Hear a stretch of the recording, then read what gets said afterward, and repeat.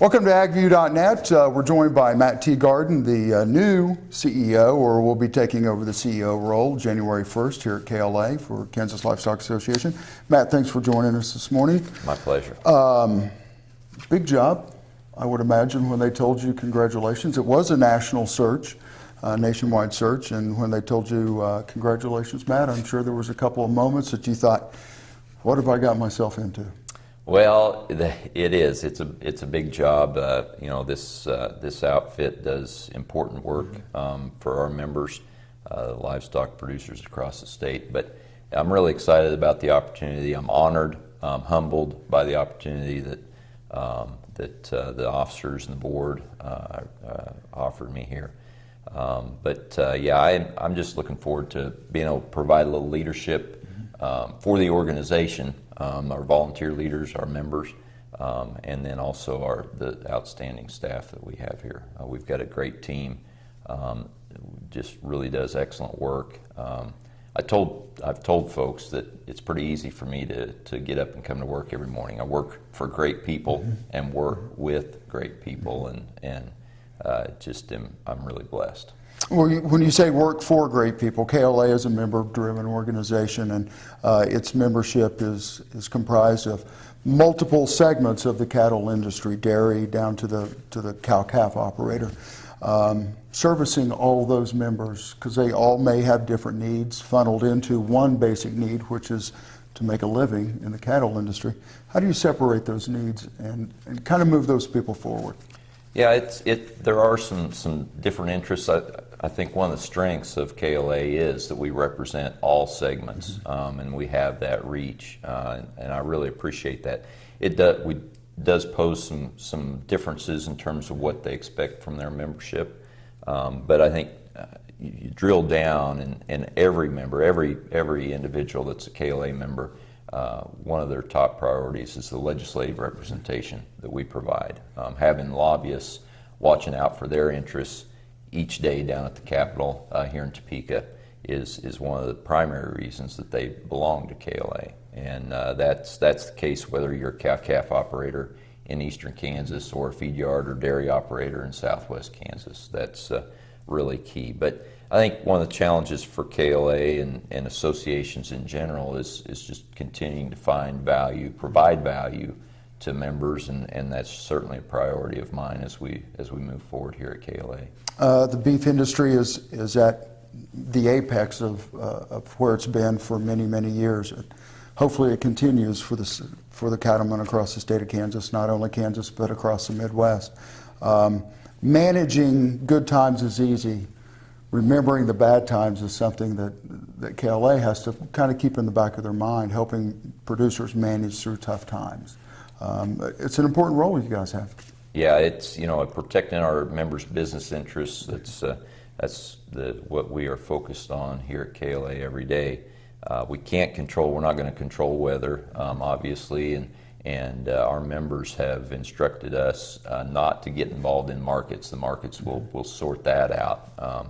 We're obviously in a really high market time, prices record highs all across the board, and so it's the key for us is to create an environment where our members can take advantage of opportunities when the market presents those to them. And so that is making sure that environmental regulations are reasonable, that they don't create an undue burden, that tax policy is such that it's conducive to our members being able to be successful in their business. So I think that's what our members count on us for, and what we will continue to deliver.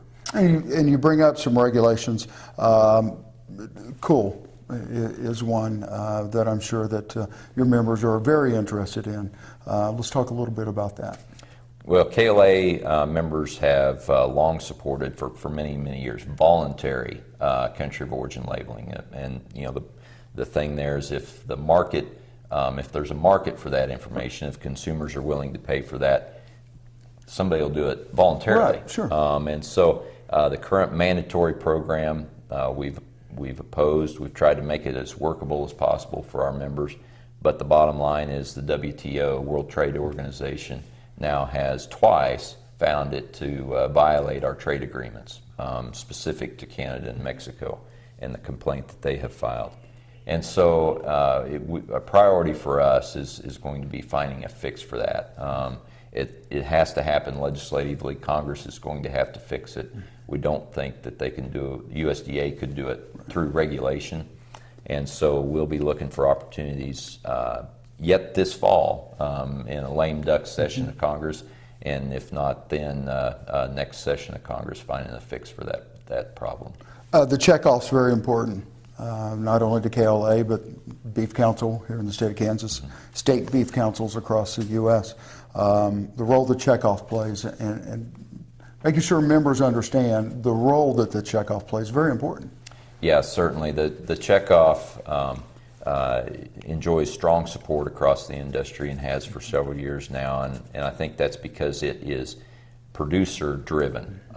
You have 45 state beef councils across the country that are producers at the local level that make decisions on how those dollars are invested, always focused on building beef demand, but it's those local producers that drive those investments, and from the state beef councils up through the Federation of State Beef Councils at the national level, the federation that's part of NCBA. And that's certainly a priority for our members, our producers here in Kansas, that we continue that strong state-national partnership, and one that we'll be focused on moving forward. There's an effort underway to try to enhance revenue, provide some more resources for the checkoff. We're still at $1 a head, and when you think about the market, right. We talked about some of the prices that cattle are bringing today.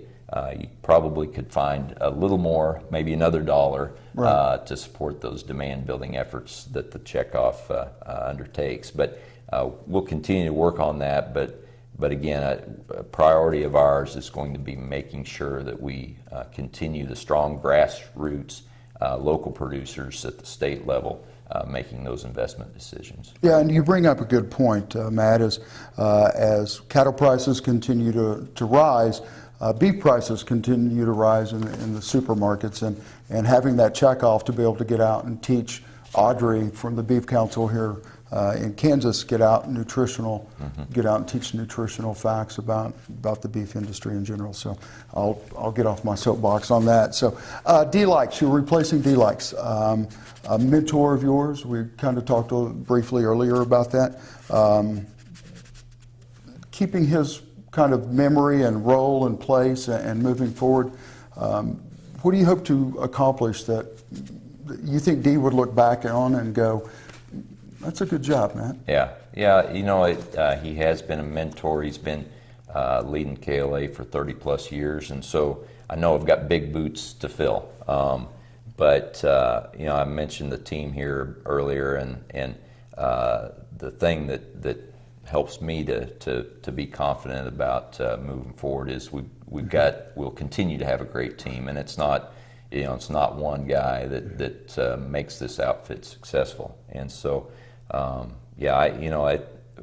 we've got a really strong organization, a strong group of volunteer leaders, our county chairman, all across the state, just strong support from the ground up for KLA and the work that we do, and just hope to continue that. You know, again, this industry is changing.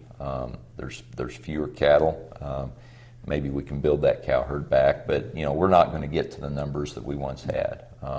And there's going to be fewer producers probably that are larger, and so those present some challenges that we have to face. You know, I said it before: fewer cattle and fewer cowboys, and so we need to figure out how to work through that.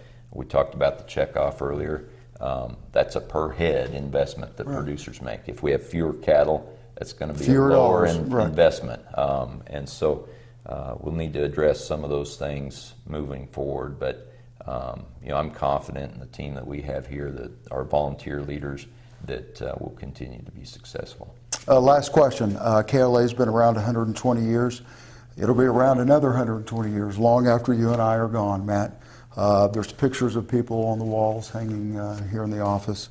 when someone walks by your picture in 50 or 60 years from now and sees you, what do you hope they think about your leadership of KLA 50 or 60 years from now? Well, I'd come back to the team, that folks would recognize that it was a team, that it's not one individual. But I would hope that, and I know that we'll continue to provide good service to our members, to livestock producers. We'll watch out for their interests here in Topeka, in Washington, D.C., and KLA will continue to be a leader in the beef industry. Perfect. That's Matt Teagarden, the new CEO as of January 1st, 2015. I'm Bryan Hallman, reporting for AgView.net.